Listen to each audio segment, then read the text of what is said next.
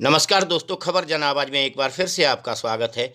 अब हम यहाँ एक ऐसी शख्सियत की चर्चा करने जा रहे हैं जो हमारे मध्य प्रदेश से ही ताल्लुक़ रखती है। देश विदेश में जिनके परिवार की एक खास राजनीतिक पहचान है, वह पहचान अभी से नहीं, काफ़ी लंबे समय से उनकी परिवार की राजनीतिक पहचान रही है। यहाँ यह बताना लाजमी होगा कि एक राजघराने से ताल्लुक़ रखने के चलते राजकाज की नीति को वह भली-भांति समझते हैं। उनके परिवार ने बरसों तक महाराजा की पदवी ग्रहण कर कई रियासतों पर राज किया। जी हाँ, आप ठीक ठाक अंदाजा लगा रहे हैं। आज हम अपने ही ग्वालियर चंबल संभाग के ग्वालियर राजघराने की महान शख्सियत ज्योतिरादित्य माधवराव सिंधिया के बारे में यहाँ बात कर रहे हैं। ज्योतिरादित्य माधवराव सिंधिया जी का जन्म 1 जनवरी सन 1971 को माधवराव जी सिंधिया माधवी राजे सिंधिया के यहाँ मुंबई में हुआ। यह अपने माता पिता माधवराव सिंधिया माधवी राजे सिंधिया के एकमात्र पुत्र हैं। क्योंकि ज्योतिरादित्य सिंधिया का जन्म एक राजनीतिक परिवार में हुआ और बरसों से उनके परिवार ने ग्वालियर चंबल अंचल सहित मालवा, इंदौर, उज्जैन जैसी कई छोटी बड़ी रियासतों को मिलाकर अंग्रेजी शासनकाल से ही राज किया। जिनके पूर्वजों की उपाधि अंग्रेजी शासनकाल में वायसराय की थी। ग्वालियर राजघराने से ताल्लुक़ रखने के चलते राजनीति उनके रक्त में बसी हुई है। जिनकी शिक्षा दीक्षा भी विदेश में हुई। ज्योतिरादित्य सिंधिया जी की शादी बड़ौदा राजघराने के कुंवर संग्राम सिंह गायकवाड़ परिवार में संग्राम सिंह गायकवाड़ जी की तीसरी बेटी प्रियदर्शनी राजे सिंधिया से हुई। ज्योतिरादित्य सिंधिया जी की शादी 12 दिसंबर सन 1994 को हुई। ज्योतिरादित्य सिंधिया जी के एक पुत्र एक पुत्री अनन्या और महा आर्यमन सिंधिया हैं। जहां तक ज्योतिरादित्य सिंधिया जी के राजनीति में आने का सवाल है, तो यहाँ बता दें कि एक दुर्घटना के चलते उन्होंने अपने राजनीतिक कैरियर की शुरुआत की।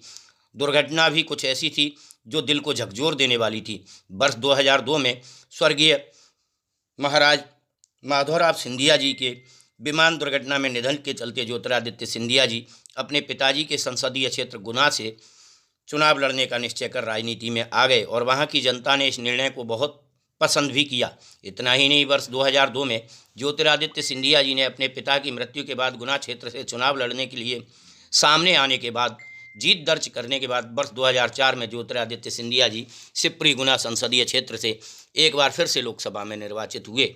वर्ष 2007 में ज्योतिरादित्य सिंधिया को केंद्रीय संचार और सूचना प्रौद्योगिकी के राज्य मंत्री के रूप में केंद्रीय मंत्रिपरिषद के सदस्य के रूप में इनका चुनाव हुआ।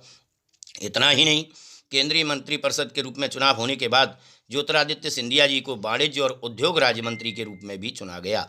एक बार फिर से तीसरी बार लोकसभा में चुनाव में विजय बनकर गुना क्षेत्र से उभर कर आए थे। इसके अतिरिक्त वर्ष 2012 में ज्योतिरादित्य सिंधिया जी विद्युत राज्य मंत्री के रूप में उभर कर सामने आए। वर्ष 2013 में ज्योतिरादित्य सिंधिया जी मध्य प्रदेश में चुनाव अभियान समिति के प्रमुख के रूप में चुने गए। लेकिन वर्ष 2019 में अपने ही मातहत कृष्णपाल सिंह यादव से वह गुना शिवपुरी संसदीय क्षेत्र से चुनाव हार गए और 10 मार्च 2020 को उन्होंने अंतरिम पार्टी अध्यक्ष सोनिया गांधी को अपना इस्तीफा देकर भारतीय राष्ट्रीय कांग्रेस से बाहर हो गए।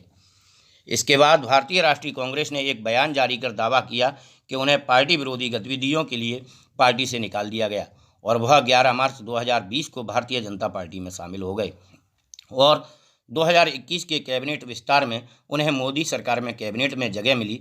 ज्योतिरादित्य सिंधिया को राज्यसभा में भाजपा द्वारा मध्य प्रदेश से भेजा गया। ज्योतिरादित्य सिंधिया जी को नागरिक उड्डयन मंत्रालय की जिम्मेदारी भी दी गई।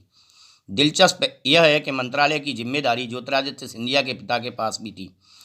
इस्पात मंत्रालय का प्रभार मंत्री ज्योतिरादित्य सिंधिया को मिला। यह बता दें, यह कार्यकाल RCP सिंह के राज्यसभा कार्यकाल खत्म होने पर यह मंत्रालय ज्योतिरादित्य सिंधिया जी को मिला।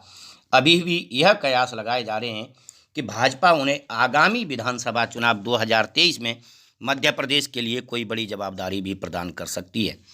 जी हाँ, यहाँ बता दें कि सुनने में तो यहाँ तक भी आ रहा है कि ज्योतिरादित्य सिंधिया जी को भाजपा आलाकमान भीतर ही भीतर मध्य प्रदेश के युवा चेहरे के रूप में, मुख्यमंत्री के रूप में भी प्रस्तुत कर सकती है। ऐसे कयास लगाए जा रहे हैं और ऐसी जनचर्चा पूरे प्रदेश भर में जोरों शोरों पर चलाई जा रही है। इसको लेकर प्रदेश भाजपा के कद्दावर नेता भी अंदर ही अंदर आशंकित नजर आ रहे हैं। इसका अंदाजा इस बात से भी लगाया जा रहा है कि कभी ज्योतिरादित्य सिंधिया के धुर विरोधी रहे इंदौर क्षेत्र में भाजपा की मुख्य धुरी रहे कैलाश विजयवर्गीय से ज्योतिरादित्य सिंधिया जी की बढ़ती नजदीकियों को लेकर भी इस बात के कयास को बल मिलता है।